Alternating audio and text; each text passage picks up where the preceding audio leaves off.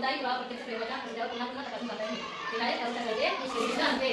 प्रत्येक प्रयोग वेगळ्या किंवा किंवा ठरवला आणि का या प्रमाणे लागणार शास्त्रीय पद्धत असे म्हणतात. माझे आता वाचले टाकले एक तर जेव्हा दुसरा कसं माहिती का लहानपणी तुमच्या कोण नव्हते मला सांगतो त्यावर आणि त्याची आता कामी नव्हतं केले काय सांगायला तरी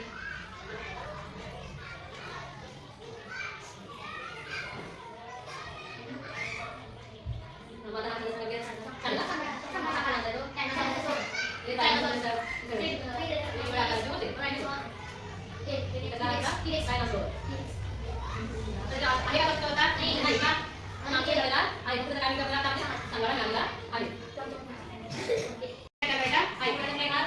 3 काय काय